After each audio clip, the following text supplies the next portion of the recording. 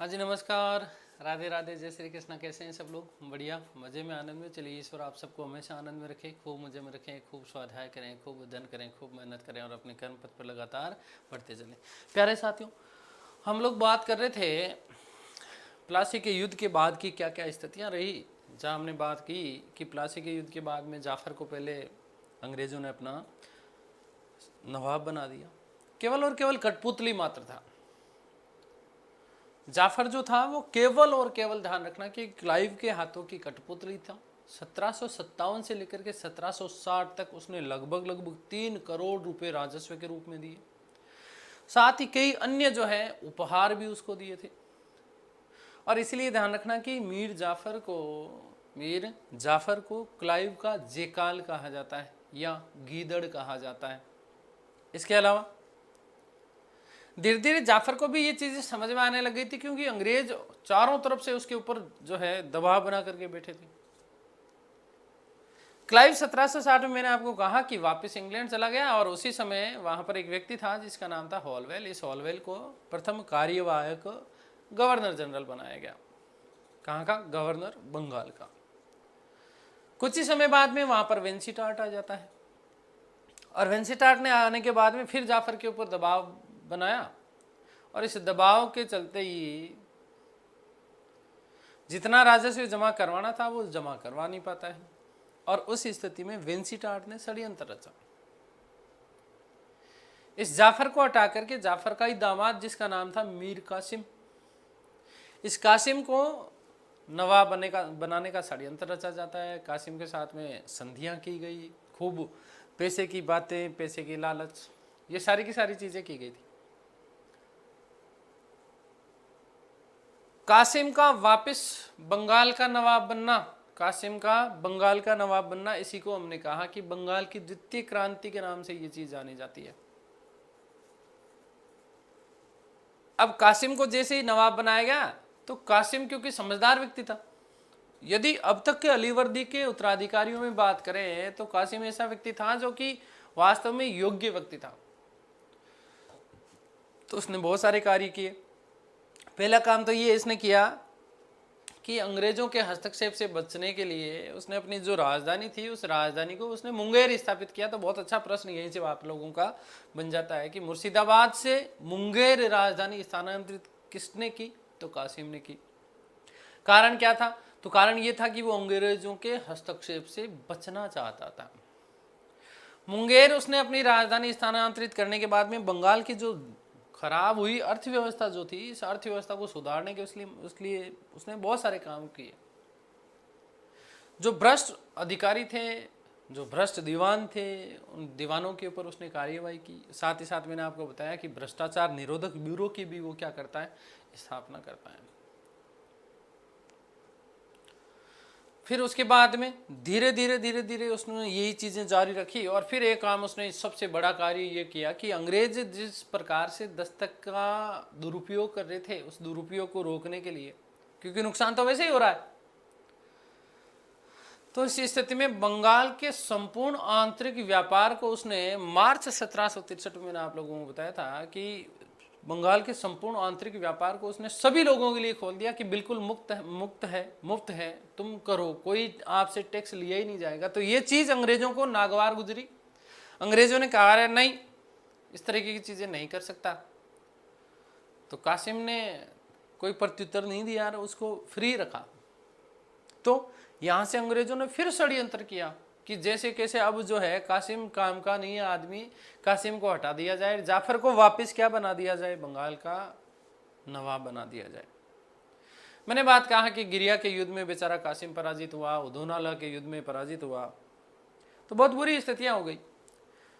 और जो है कासिम अपनी जान बचा करके पटना भागता है। इसी दौरान कंपनी ने मीर जाफर को एक बार फिर पुणे से जुलाई 1763 ईस्वी में पुणे बंगाल का क्या बना दिया? नवाब बना दिया था। ये इतनी बात हमारी हो गई थी। उसके बाद में देखो क्या स्थितियां हैं, उसकी हम लोग चर्चा कर रहे हैं। देखिए, तो कासिम यहां से निकलता है। कासिम के मन में गुस्सा बहुत था अंग्रेजों के प्रति, बहुत भयानक गुस्सा भरा हुआ था कि यार इन अंग्रेजों ने मेरा राज्य छीन लिया, कोई बात नहीं, भागता है, यहां से पटना जाता है। कहां से जाता है, कहां जाता है, पटना जाता है। और पटना जाने के बाद में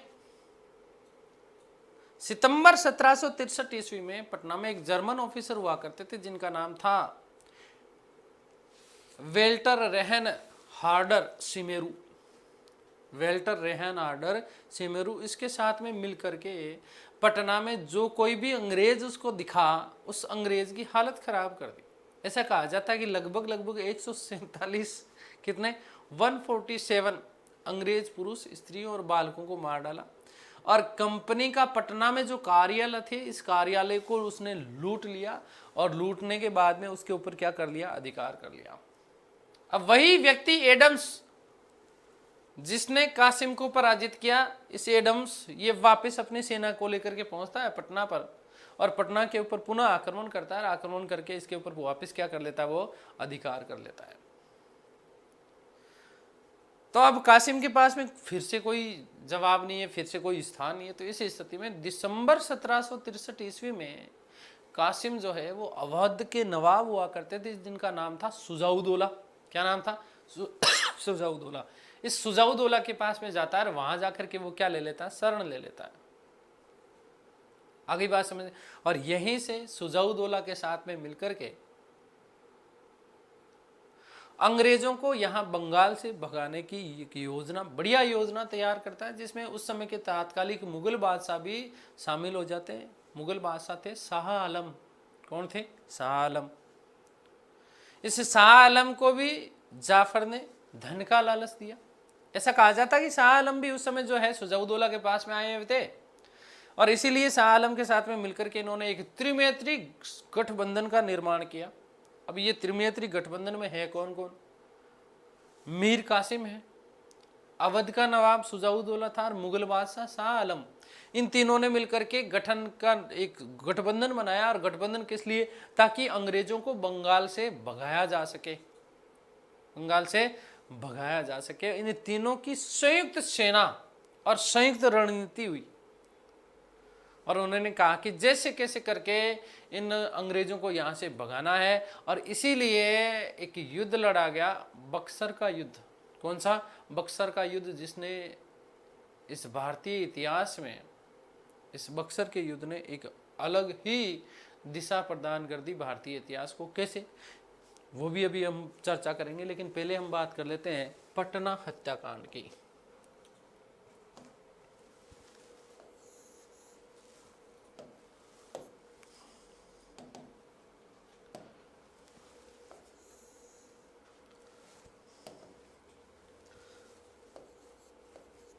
पटना हत्याकांड।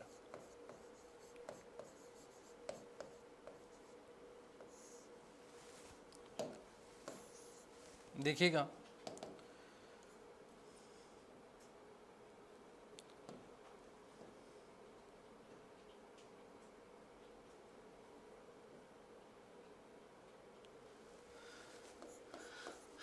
कि कासिम एडम्स से पराजित होकर, एडम्स से पराजित होकर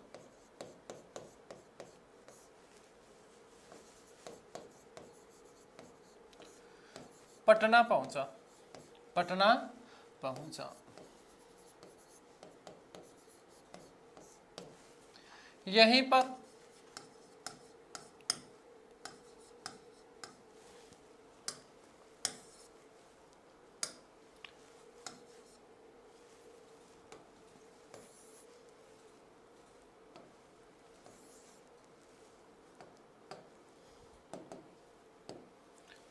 यहीं पर जर्मन ऑफिसर, जर्मन ऑफिसर, क्या नाम है जर्मन ऑफिसर का, वो भी ध्यान रखिएगा। कई बार परीक्षा में इस जर्मन ऑफिसर का पूछा हुआ है नाम, है ना, वेल्टर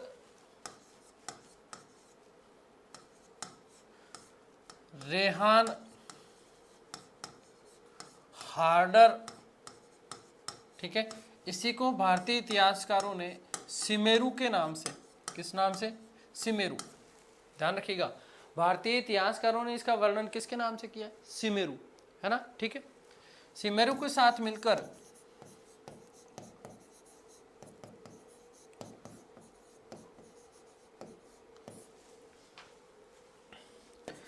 पटना में 147 अंग्रेज पुरुष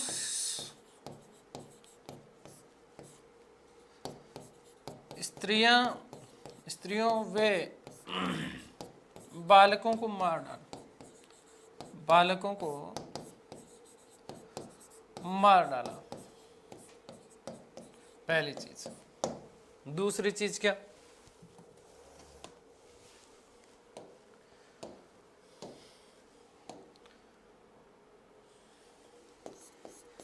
कि पटना में कंपनी के कार्यालय को लूटा, कंपनी के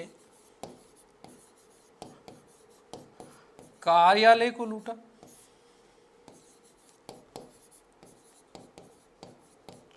और लूट करके उसके ऊपर अधिकार कर लिया, अधिकार कर लिया।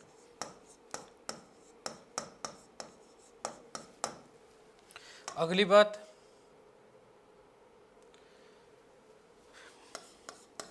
कि एडम्स पुनः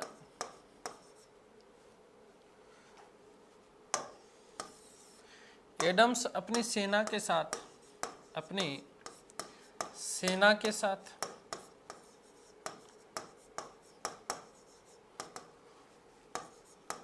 पटना पहुंचा।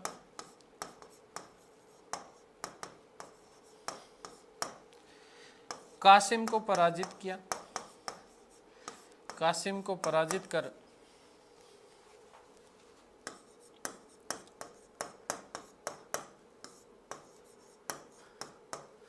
पटना पर पुनः अधिकार कर लिया, पटना पर पुनः अधिकार कर लिया।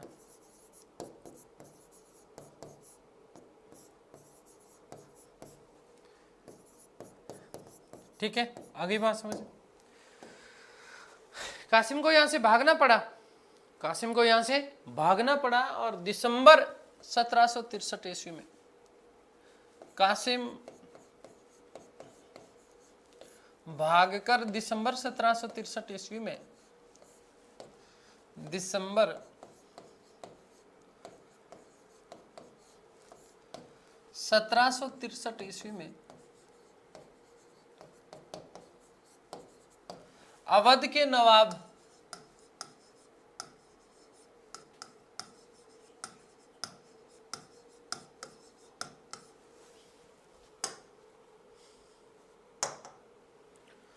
सुजाउदौला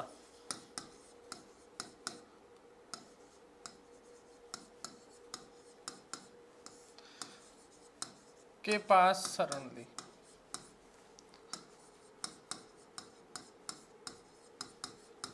ठीक है, तो यहां आ जाता है किसके पास में? सुजाउदौला के पास में। किसके पास आ जाता है? सुजाउदौला के पास में। एक चीज वेरी मोस्ट इंपॉर्टेंट बात ध्यान रखना कि जब ये पटना हत्याकांड हुआ तो इस पटना हत्याकांड में कुछ भारतीय बंदी थे जो कि अंग्रेजों के द्वारा पटना कार्यालय में उनके द्वारा बंदी बनाए गए थे, जैसे राजा राम नारायण और सेठ बंधु, ये दोनों लोग भी मारे गए थे। याद रखना कि ये आरएस में पूछा गया प्रश्न है कि पटना हत्याकांड के दौरान मरे दो भारतीय लोग कौन कौन थे? तो राजा राम नारायण और दूसरा सेठ बंधु। कि पटना हत्याकांड के दौरान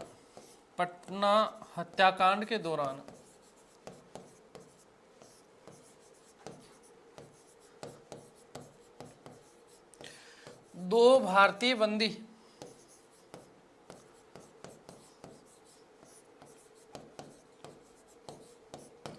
राजा राम नारायण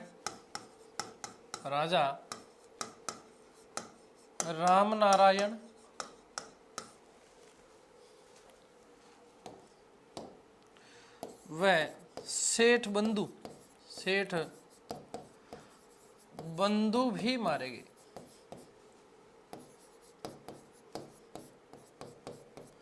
ठीक है, चलिए बात करते हैं त्रिनेत्री गठबंधन की।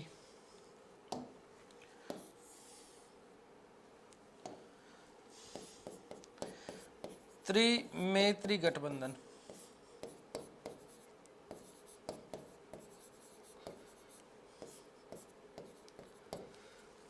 निर्माण की बात करें तो मीर कासिम द्वारा, मीर कासिम द्वारा। सदस्यों की बात करें तो सदस्य पहला व्यक्ति तो ध्यान रखना कि मीर कासिम ही है, मीर कासिम।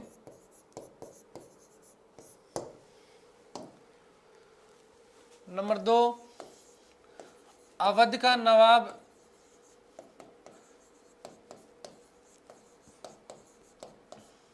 सुजाउद्दौला, सुजाउद्दौला। और इसमें तीसरा जो व्यक्ति था वो था मुगल बादशाह, मुगल बादशाह। कौन? शाह आलम। ठीक है, तो ये त्रिनेत्री गठबंधन का निर्माण किया गया। क्यों किया गया भाई, ध्यान रखना। तो BIC को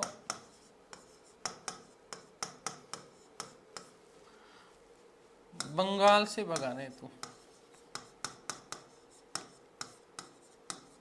ठीक है, आगे बात समझ। ध्यान रखना कि त्रिनेत्री गठबंधन का निर्माण तो कासिम के द्वारा किया गया। किसके द्वारा? कासिम के द्वारा। कुल 3 लोग हैं, एक तो अवध का नवाब है, दूसरा मुगल बादशाह शाह आलम थे। कौन थे? मुगल बादशाह शाह आलम। अब देखो ध्यान रखना, क्या ऐसे ही गठबंधन बन गया? क्या नहीं। पहला काम अवध के नवाब सुजाउद्दौला को अपनी तरफ करना था, तो इसलिए कासिम ने ऐसा कहा जाता कि सुजाउद्दौला को 11 लाख रुपए सैनिक व्यय का लालच दिया और अपने पक्ष में कर लिया। और इसी समय जब ये सारी की सारी बातें हो रही थी तो इसी समय साथ में बैठा था कौन? शाह आलम द्वितीय। कौन? शाह आलम द्वितीय। तो शाह आलम द्वितीय, ध्यान दीजिएगा कि शाह आलम द्वितीय ने इसी समय मीर कासिम को बंगाल के नवाब का दर्जा दिया और खुद स्वयं भी क्या हो गए? गठबंधन में शामिल हो गए, ताकि इन तीनों की संयुक्त सेनाओं ने मिलकर के बक्सर के युद्ध में क्या लिया? भाग लिया। तो ध्यान दीजिएगा कि कासिम ने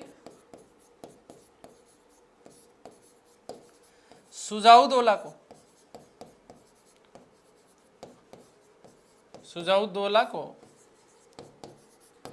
11 लाख रुपए, 11 लाख रुपए सैनिक व्यय के रूप में, सैनिक व्यय के रूप में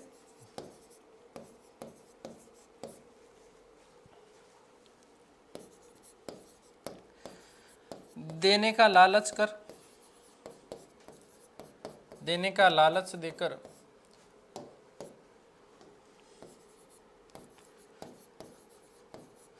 अपने पक्ष में किया।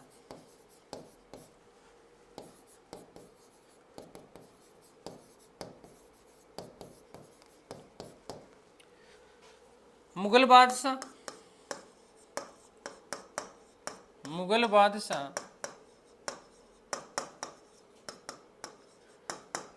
शाह आलम,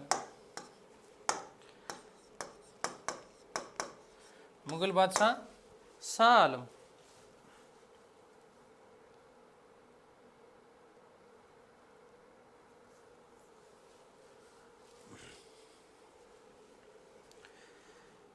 मुगल बादशाह शाह आलम ने कासिम को नवाब का दर्जा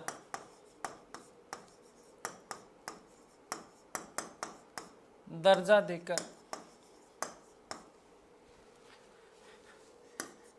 स्वयं इस गठबंधन में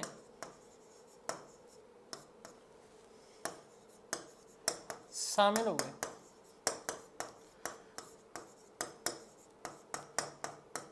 ठीक है, स्टार बना के एक बात लिख रहा हूं कि इन तीनों की संयुक्त सेनाओं ने ही, इन तीनों की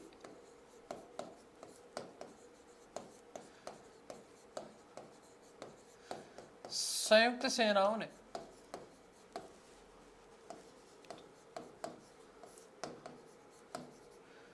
बक्सर के युद्ध में, बक्सर के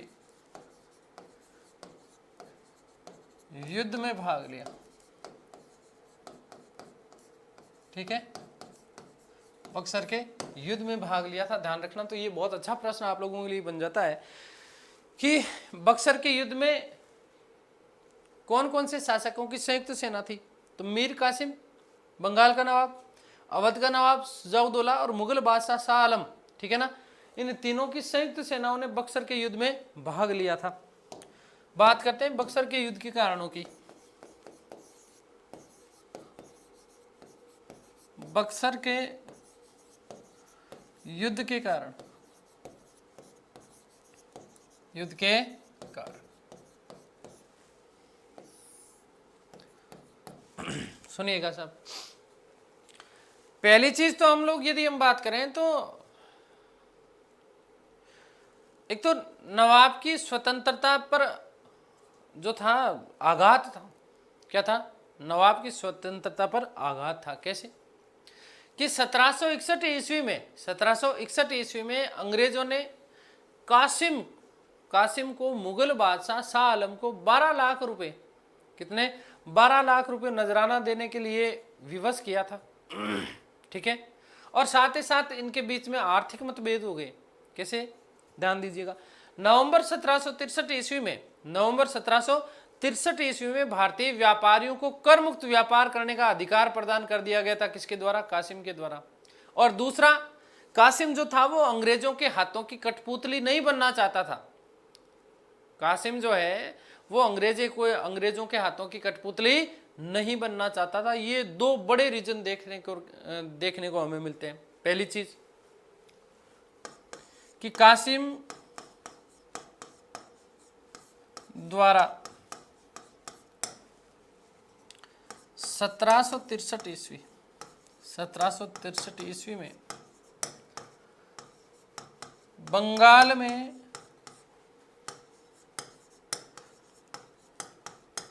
आंतरिक व्यापार को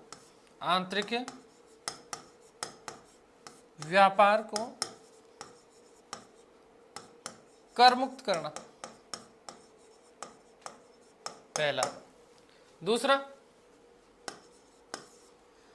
कि कासिम अंग्रेजों के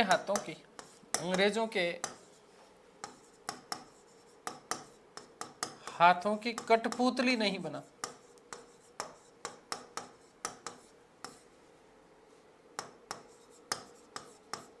तीसरी चीज यहीं पे ध्यान रखना कि कासिम को अंग्रेजों ने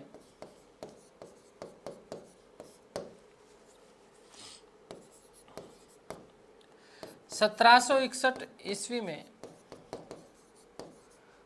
मुगल बादशाह को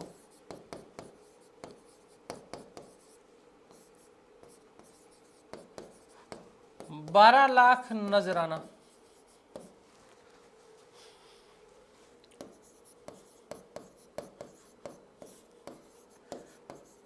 देने पर विवश किया गया।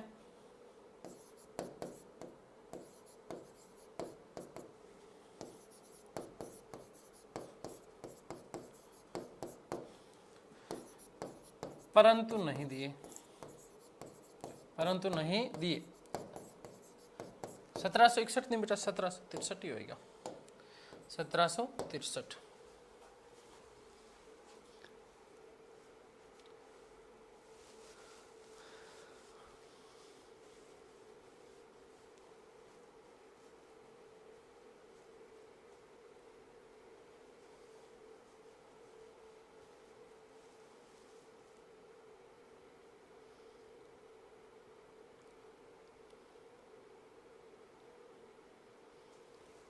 ठीक है, तो ये प्रमुख कारण है।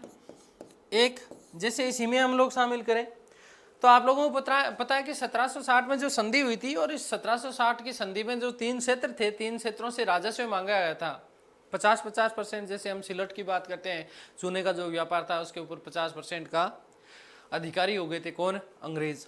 कौन हो गए थे? अंग्रेज। तो वहां से जब वो संधि समाप्त हो गई थी तो उसके बाद में अंग्रेजों ने उस वहां से भी राजस्व मांगना प्रारंभ किया, लेकिन नवाब ने वो राजस्व देना भी क्या कर दिया था? बंद कर दिया था। ठीक है ना। तो नवाब द्वारा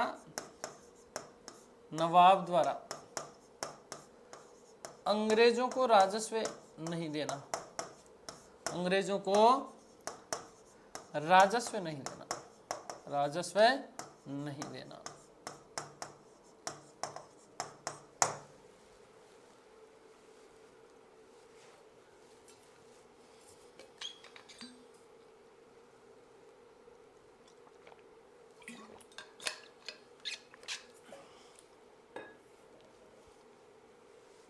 ठीक है, आगे बात समझ क्लियर है।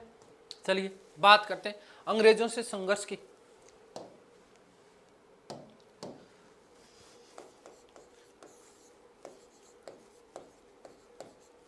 अंग्रेजों से संघर्ष,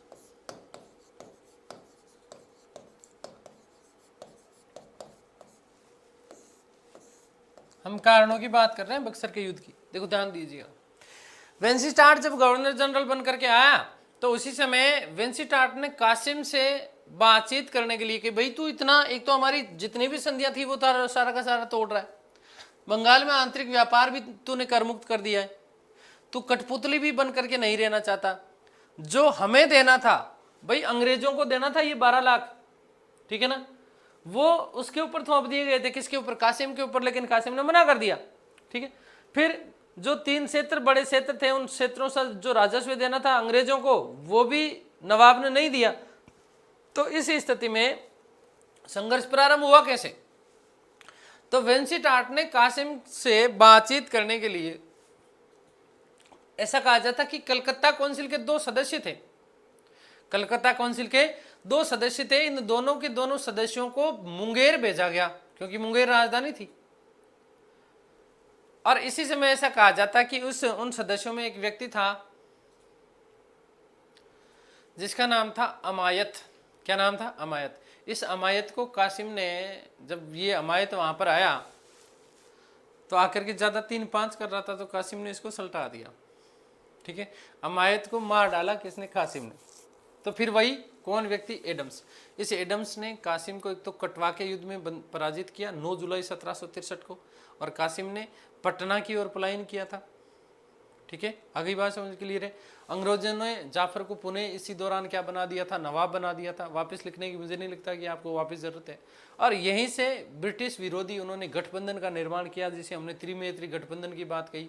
ठीक है, कौन कौन शामिल थे? मैंने आपको कहा कि अवध का नवाब था, शुजाउद्दौला था। ठीक है ना, अवध का नवाब शुजाउद्दौला, मुगल बादशाह शाह आलम और स्वयं मीर कासिम। तो इन्होंने त्रिनेत्री गठबंधन का निर्माण किया। ये सारी की सारी चीजें अंग्रेजों को चुभ रही थी। ठीक है ना, ध्यान दीजिएगा कि वेंसीटार्ट ने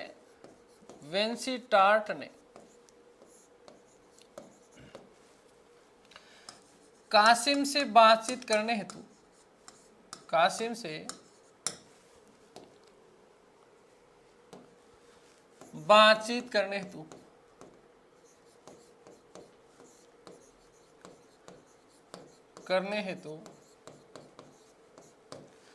कलकत्ता काउंसिल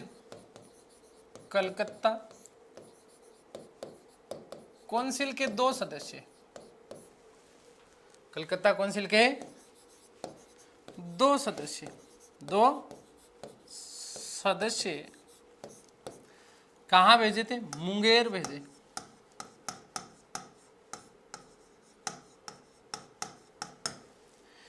कासिम ने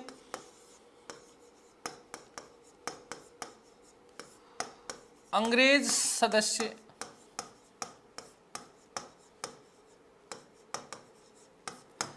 अमायत को मार डाला।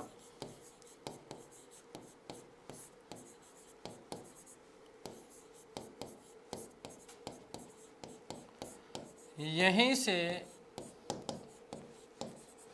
अंग्रेजों व कासिम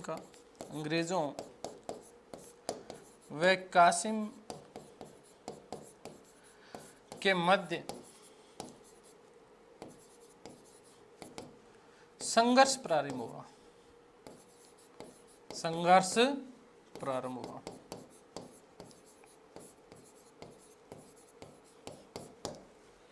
फिर एडम्स ने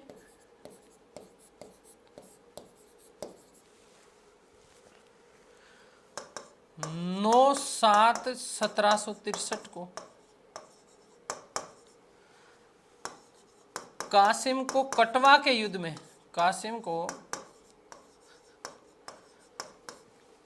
युद्ध में पराजित किया।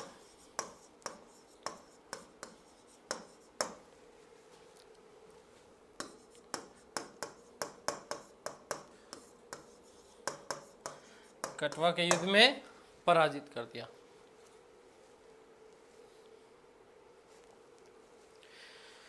ठीक है, तो ये थे बक्सर के युद्ध के कारण। ठीक है, बात करते हैं बक्सर युद्ध की।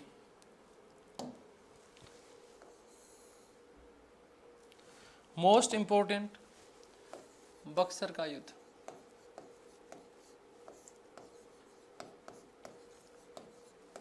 जो आपसे ज्यादातर परीक्षाओं में पूछा जाता है वो बक्सर और प्लासी का युद्ध का या तो डेट पूछ ली जाती है या फिर सन पूछ लिया जाता है। अब बक्सर का युद्ध का डेट भी ध्यान रखना। कई जगह तो आपको मिलेगा 22 अक्टूबर, कई जगह आपको डेट मिलेगी 23 अक्टूबर। कई जगह तो आपको क्या मिलेगा 22 अक्टूबर और कई जगह आपको क्या मिलेगा 23 अक्टूबर। तो ये दोनों ही स्थितियां ध्यान रखना कि 22 और 23 अक्टूबर दोनों मिलता है। ठीक है, माध्यमिक शिक्षा बोर्ड की पुस्तकों में 22 अक्टूबर भी मिलता है, 23 अक्टूबर भी मिलता है, एनसीईआरटी में भी दोनों ही डेटें मिलती है। तो ये चीज़ आप लोग विशेष रूप से ध्यान रखना कि दोनों एक साथ आएगी नहीं आएगी तो फिर वो मामला उलझने वाला होगा। ठीक है, बात करें बक्सर के युद्ध की, तो बक्सर का युद्ध 22 या 23 अक्टूबर को 1764, 22 या 23 अक्टूबर 1764 को लड़ा गया। कहाँ? बिहार के आरा जिले में स्थित बक्सर नामक मैदान था। बिहार का आरा जिला, और आरा जिले में एक मैदान है जिसका नाम क्या है? बक्सर। बंगाल का नवाब कौन? बंगाल का नवाब मीर जाफर। बंगाल का गवर्नर वेंसिटाट। अंग्रेजों का सेनापति, ये आरएस में पूछा हुआ प्रश्न है, ध्यान रखना, हेक्टर मुनरो। सेनापति वेंसिटाट नहीं था, कौन था? Hector Munro. किस किस के मध्य लड़ा गया? तो ध्यान रखना, अंग्रेजों और कासिम के मध्य लड़ा गया था। तो कब? पहली चीज कब?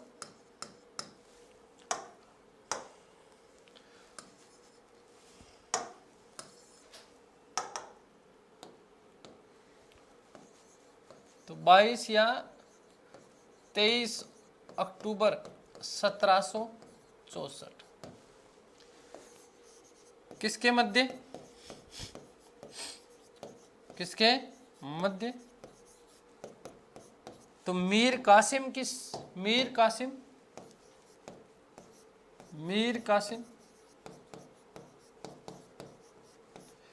अवध का नवाब सुजाउद्दौला, अवध का नवाब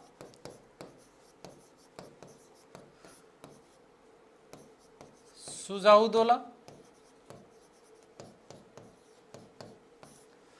वे मुगल बादशाह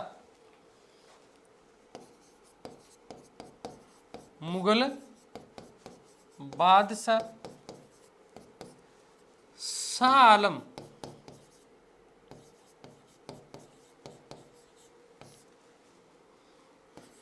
की संयुक्त सेनाएं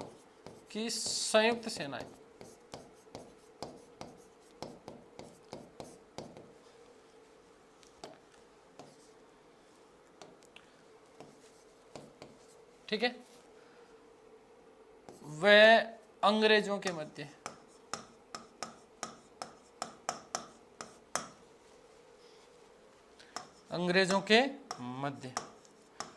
ध्यान रखना। इस समय बंगाल का नवाब कौन है? बंगाल का नवाब कौन था? याद रखिएगा, तो बंगाल का नवाब मीर जाफर है। मीर जाफर। बंगाल का गवर्नर कौन है साहब? बंगाल का गवर्नर, तो बंगाल का गवर्नर था वेंसी टाट। कौन है? वेंसी टाट। ये पूछा हुआ प्रश्न है, ध्यान रखना। और सेनापति वाला भी पूछा जा चुका है कि अंग्रेजों का सेनापति कौन था इस युद्ध में।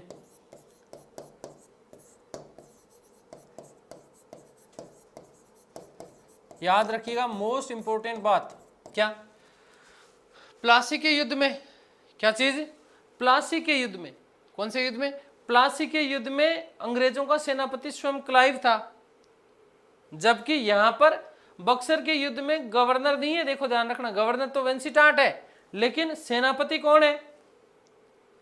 Hector Munro.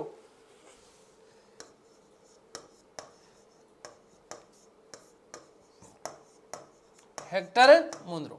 आगे बात समझ में क्लियर है ना? तो ये चीज आप लोग विशेष रूप से ध्यान रखना कि यहां पर गवर्नर इस समय वेंसी टाट है, सेनापति जो है वो कौन है? हेक्टर मुनरो है। ठीक है, इस हेक्टर मुनरो के नेतृत्व में बक्सर का युद्ध लड़ा गया। किस किस के मध्य? एक तो मीर कासिम, अवध का नवाब सुजाउद्दौला, अंग्रेज और ये मुगल बादशाह शाह आलम और अंग्रेजों के मध्य। ठीक है, इस युद्ध का नेतृत्व अंग्रेजों की तरफ से मुनरो ने किया था। किसने किया था? मुनरो ने किया। तो ध्यान रखिएगा कि इस युद्ध में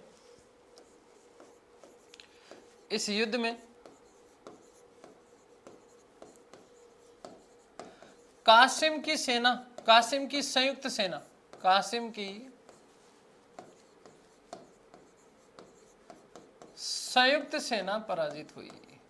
सेना पराजित हो गई। कासिम की संयुक्त सेना इसमें क्या हो गई है? पराजित हो गई। ये बहुत बड़ा बात था अंग्रेजों के लिए, ध्यान रखना। आगे बात समझ क्लियर है? अंग्रेजों ने इतना सोचा ही नहीं था कि यार तीन बड़े व्यक्तियों की सेना और फिर भी अंग्रेज उसको पराजित कर देंगे। तो ये एक तरीके से बक्सर का युद्ध जो युद्ध है, ये बक्सर का युद्ध भारत में ब्रिटिश ईस्ट इंडिया कंपनी के शासन की स्थापना का मील का पत्थर माना जाता है। ध्यान रखना, जहां प्लासी का युद्ध से प्रारंभ हुआ, वहीं बक्सर के युद्ध पे ध्यान रखिएगा कि बक्सर का युद्ध प्लासी के निर्णय पर मोहर था। ये बात कही स्मिथ ने। किसने? स्मिथ ने।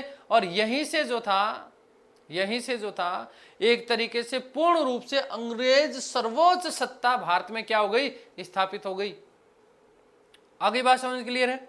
एक चीज और बता देता हूं, युद्ध से पहले ही अंग्रेजों ने अवध के जो सेना प्रमुख थे, जिसका नाम था, सूबेदार हुआ करते थे, जिनका नाम था असद खां। क्या नाम था? असद खां। और रोहितासगढ़ बिहार, ठीक है ना, रोहितास बिहार के सूबेदार थे, जिनका नाम था साहूमल। इस साहूमल को अपने पक्ष में कर लिया था।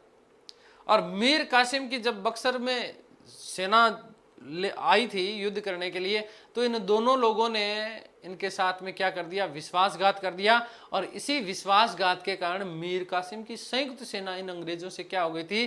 पराजित हो गई। आगे बात समझ क्लियर है? तो ध्यान दीजिएगा, एक वेरी मोस्ट इंपोर्टेंट नोट लगाते हुए मैं एक बात लिख रहा हूं। नोट कि अंग्रेजों ने युद्ध से पूर्व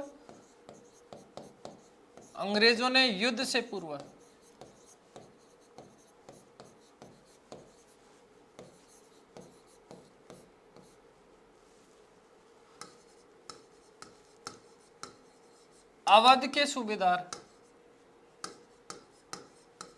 ठीक है, ये बहुत अच्छा प्रश्न आप लोगों के लिए बनता है कि किसके कारण जो है मीर कासिम ये युद्ध पर जो है हार गया था। ठीक है, तो एक तो अवध का सूबेदार था जिसका नाम था असद खां। असद खां वे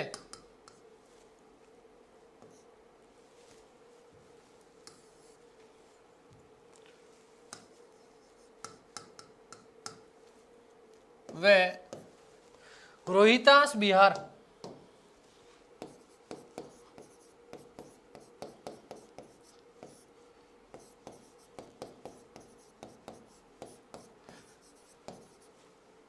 के सूबेदार। ठीक है, इन दोनों का नाम पूछा जा सकता है आपसे परीक्षा में, ध्यान रखना कि किन दो लोगों के विश्वासघात के कारण। ठीक है, क्या नाम था? शाहूमल। शाहूमल को खरीद लिया। इन दोनों के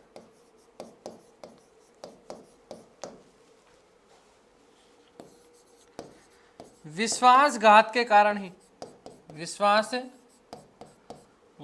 के कारण ही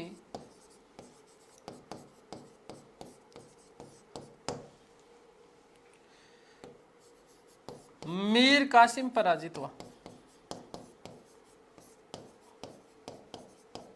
मीर कासिम पराजित हुआ। युद्ध के परिणामों की यदि हम बात करें, परिणाम क्या हुआ साहब? तो परिणाम में पहली चीज ध्यान रखना, पहली चीज क्या? पहला तो कि बंगाल में क्या चीज? बंगाल में बीआईसी साम्राज्य की सर्वोच्च सत्ता, साम्राज्य की सर्वोच्च सत्ता की स्थापना हो गई।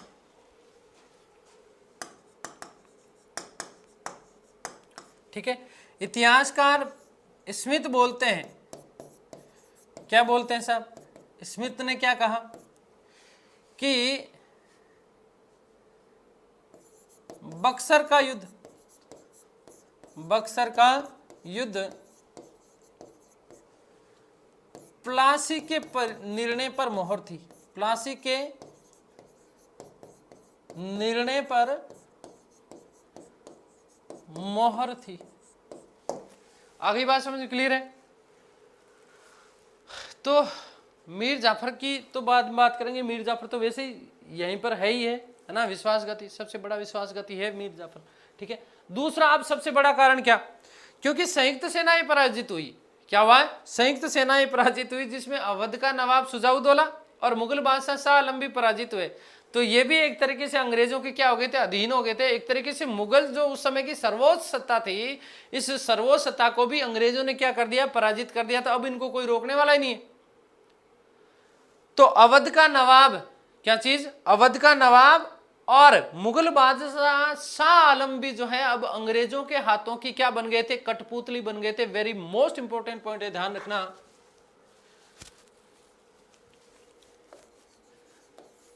कि अवध का नवाब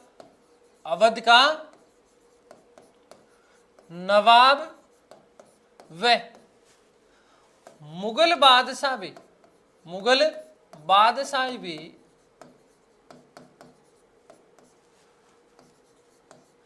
अब अंग्रेजों के हाथों की, अब अंग्रेजों की कठपुतली बन गए।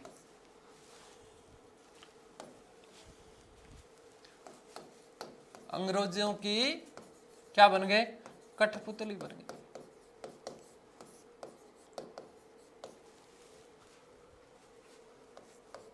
ठीक है, तो एक तरीके से ये बड़ा परिवर्तन था कि हम तो डूबे जो डूबे, सनम आपको भी ले डूबेंगे। तो कासिम जो गया, ठीक है, इन दोनों को भी ले गया। ठीक है, आगे बात समझ। तो इस प्रकार से अंग्रेज सर्वोच्च सत्ता की स्थापना हो गई। कहां पर हुई है? भारत में। कौन से युद्ध के बाद में? बहुत अच्छा प्रश्न बनता है बेटा, ध्यान रखना इसका। कौन से युद्ध के बाद में? बक्सर के युद्ध के बाद में। कौन से युद्ध के बाद में? बक्सर के युद्ध के बाद में। अब आगे बात करते हैं बक्सर के युद्ध के बाद की। ठीक है, तो थोड़ी सी कुछ महत्वपूर्ण बातें जैसे हम लोग बात करें तो ध्यान रखना कि मार्च 1765 ईस्वी में बंगाल के नवाब मीर जाफर की क्या हो गई थी? मृत्यु हो गई। और मीर जाफर का एक अल्पवयस्क पुत्र था, है ना? ठीक है, नजमुद्दौला।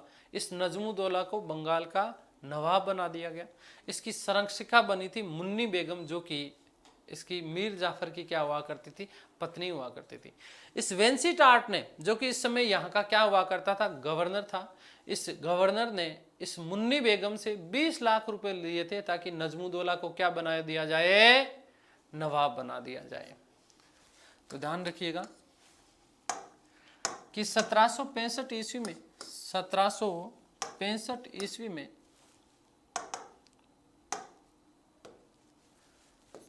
1765 ईस्वी में जाफर की मृत्यु,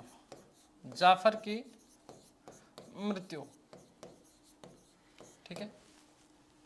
वेंसिटार्ट ने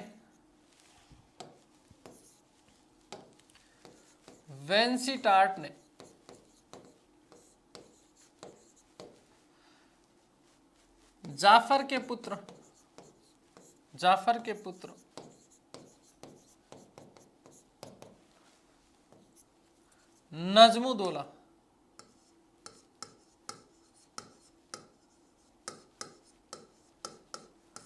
नजमुद्दौला को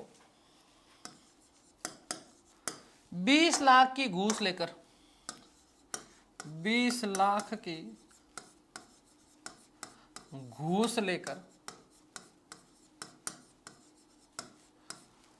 बंगाल का नवाब बना दिया।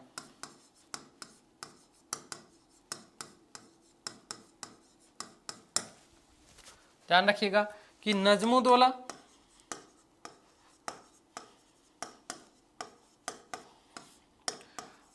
अल्पवयस्क था,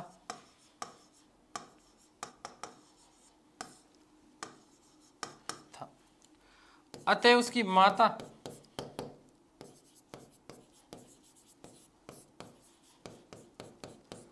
मुन्नी बेगम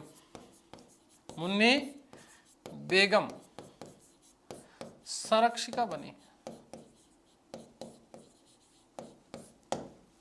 ठीक है। मुन्नी बेगम क्या बन गई है? संरक्षिका बन गई है। इसी दौरान 1765 ईस्वी में, कब? 1765 ईस्वी में 3 मई 1765 ईस्वी को रॉबर्ट क्लाइव, कौन है? रॉबर्ट क्लाइव जो है वापस एक बार पुनः बंगाल का गवर्नर बनकर के आया और फरवरी 1767 ईस्वी तक रहा। कथन क्या है इस रॉबर्ट क्लाइव का? देखिएगा कि भ्रष्टाचार, अराजकता व शोषण का इस प्रकार का नंगा नाच बंगाल के अलावा ना तो कभी कहीं देखा और ना कभी सुना, ठीक है। तो ध्यान रखिएगा कि 3 मई 1765 ईस्वी में रॉबर्ट क्लाइव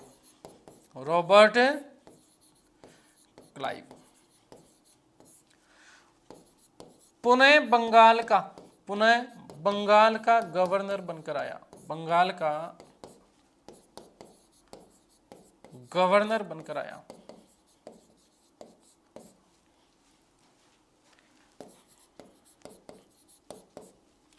इस क्लाइव के कथन की भी बात कर लेते हैं। कथन, क्या कथन मिलता है सर? कि भ्रष्टाचार, अराजकता वे शोषण का नंगा नाच, शोषण का ऐसा नंगा नाच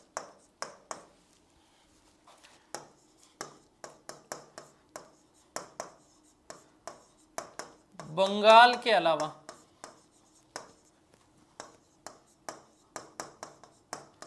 ना देखा और ना ही सुना।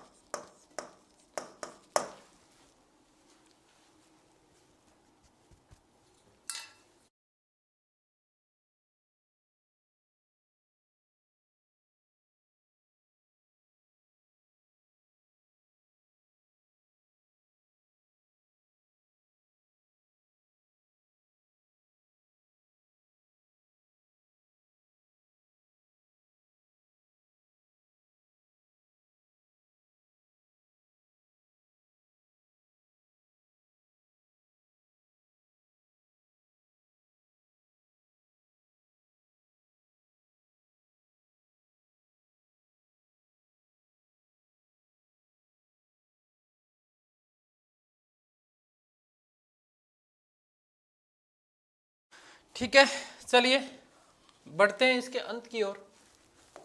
और इलाहाबाद की संधि की बात करते हैं। इलाहाबाद की संधियां,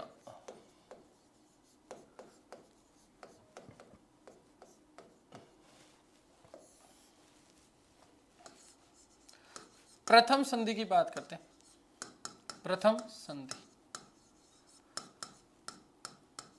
ध्यान दीजिएगा, इलाहाबाद की जो प्रथम संधि हुई वो हुई 12 अगस्त 12/8, ठीक है, ध्यान रखना 12/8/1567। 1567 किसके मध्य?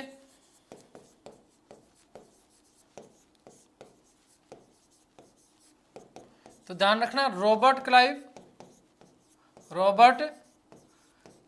क्लाइव व मुगल बादशाह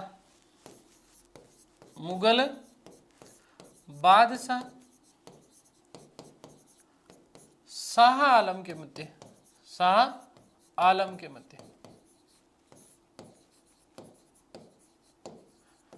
ठीक है। इलाहाबाद की कुछ 2 संधियां हुई है। पहली तो 12 अगस्त 1567 किसके मध्य हुई है? ध्यान रखना रॉबर्ट क्लाइव और मुगल बादशाह शाह आलम के मध्य। क्या शर्तें थी इसकी? तो पहली शर्त, बंगाल, बिहार और उड़ीसा की दीवानी कंपनी को दी जाएगी। बंगाल, बिहार व उड़ीसा की दीवानी का मतलब राजस्व मामले जितने भी है वो सारे के सारे किसको मिल गए? क्लाइव को। दीवानी कंपनी को दी जाएगी। किसको दी जाएगी? कंपनी को। पहली चीज, आगे बात समझे। दूसरा, नंबर 1। नंबर 2 क्या था इसमें?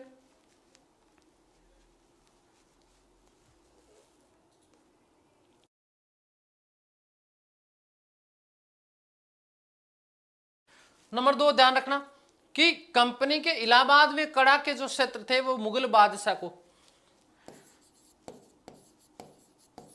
कंपनी से छीने गए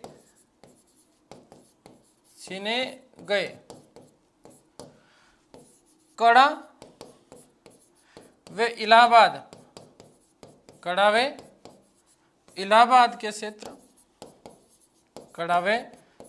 के क्षेत्र जो है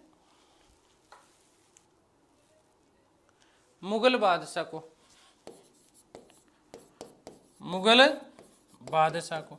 इसको मुगल बादशाह को दे दी गई। ठीक है, इसकी शर्तें हैं। ठीक है। तीसरा, मुगल बादशाह जो है, नजमुद्दौला को, किसको? नजमुद्दौला को बंगाल का नवाब स्वीकार करेगा।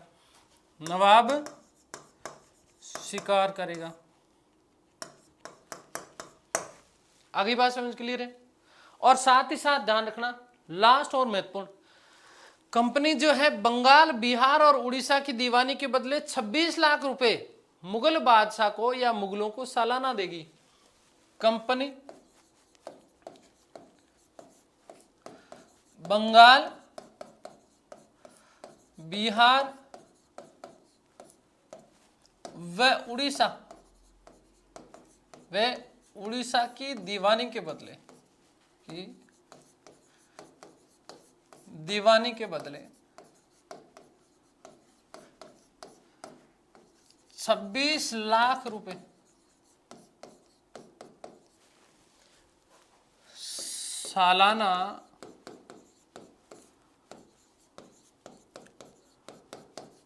मुगलों को देगी। और चलिए लास्ट बात कर लेते हैं इलाहाबाद की द्वितीय संधि।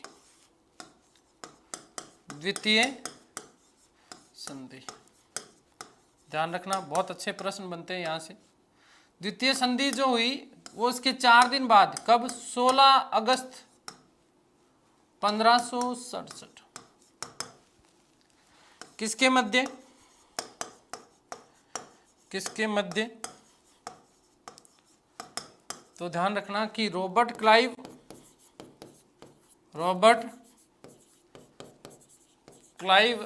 व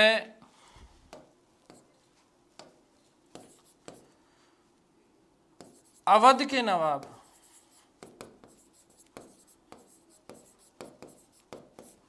कौन? सुजाउद्दौला।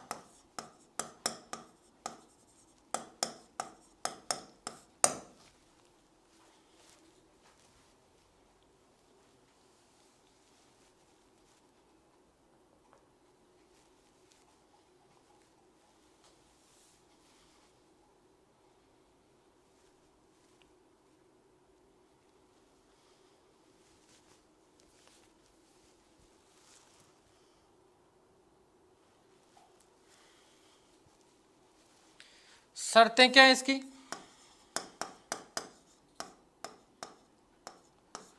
तो नवाब ने इलाहाबाद वे कड़ा के क्षेत्र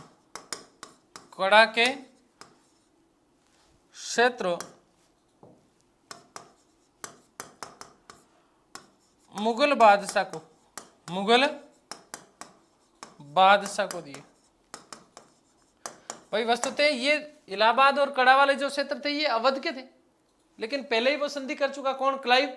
उनको दिलाने की शर्त। आगे बात समझ क्लियर है? फिर बक्सर की युद्ध भरपाई हेतु, बक्सर के युद्ध भरपाई हेतु अंग्रेजों को 50 लाख रुपए दिए गए। अंग्रेजों को कितने? 50 लाख रुपए। देखो सातिरपना देखो इसके लाइव का, इधर तो 26 ही दे रहा, लेकिन इधर से नवाब से कितने ले लिए? 50। ठीक है। साथ ही बनारस का जागीरदार, बनारस के जागीरदार, और इस बनारस के जागीरदार था जिसका नाम था बलवंत सिंह। उस बलवंत सिंह को उसकी जागीर लौटाई जाएगी। बलवंत सिंह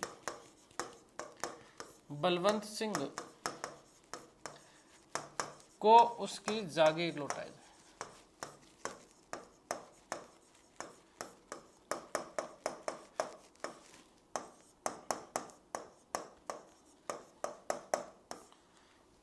कौन? नवाब। कौन? नवाब। तो इस प्रकार से बंगाल के ऊपर अपना पूर्ण रूपेण प्रभुत्व जमा लिया था किसने? अंग्रेजों ने। ये हमने बात कर ली, ये आपका टॉपिक पूरा हो गया है ना, कि बंगाल पे ब्रिटिश ईस्ट इंडिया कंपनी के शासन की स्थापना किस प्रकार से हुई।